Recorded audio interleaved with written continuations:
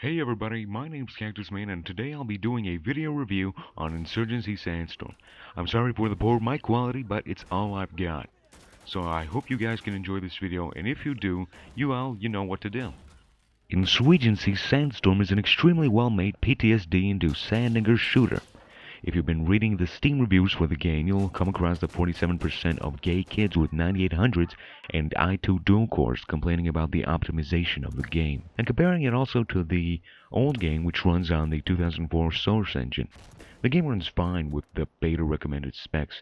I know because I myself have a Ryzen 5 1600 and a 1066 gig, which is basically a 980 if you compare it. And it runs fine above 60 FPS with a single channel 8 gigs of RAM at 3000 MHz. This system today will run you about $800, maybe less, not 5,000 like everybody else believes it to run you. Sorry, I can't speak. And now for the gameplay. Everything is pretty much perfect, and Insurgency Sandstorm has mastered the mechanics, especially the stage reloading and the mag system, which I really enjoy and like. I think every game should have that. Now, the voice acting in Darude Sandstorm is very well made, adding to the realism. Except for the actual sand niggers, Arabic is clearly not their native language, and they don't really say some words the way they should.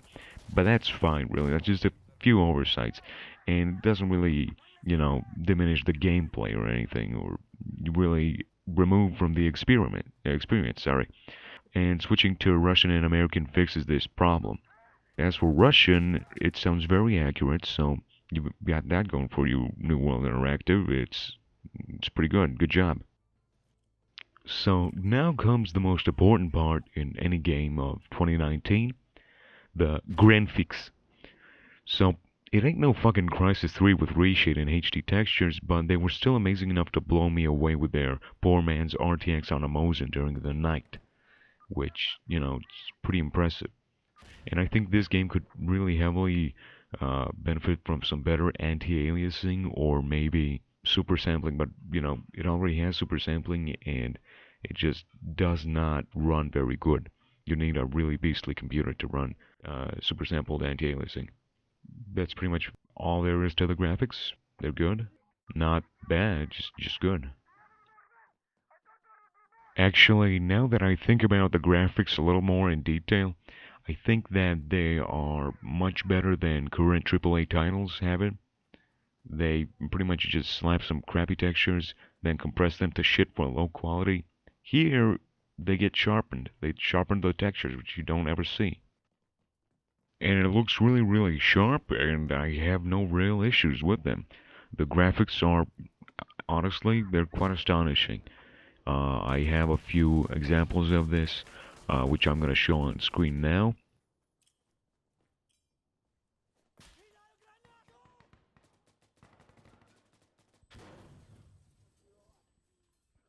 And it's quite good. They've got a lot of graphical fidelity, sorry, can't speak. And everything looks sharp, defined, crisp, whatever you want to say. And it has a lot of detail in it, which is very important. Detail in textures especially is very important. And like the walls and shit and carpets as well. Carpets, yeah. So yeah, if I had to rate the graphics, I'd give them like, I don't know, a 9. So for the conclusion, overall the gameplay, graphics, and extremely well-made audio are the prime of the game. Optimization, in my opinion, is very good, but you do need a dual-channel RAM configuration so you don't run into any FPS drops. So basically, buy the game. The Steam sale is almost here, and it won't give you as much PTSD as Arma 2 helicopters, that's a positive. But it'll make you smear steaming red bloodied shit through your diapers and onto the piss shit baby shit yellow floor of your broke-ass apartment and wake up anyone and everyone in a 4-mile radius with your ensuing belch, an asshole that looks like the exit wound of a 50 cal BMG. Along with the shriek of your rectum being louder than the CSGO menu music before the update.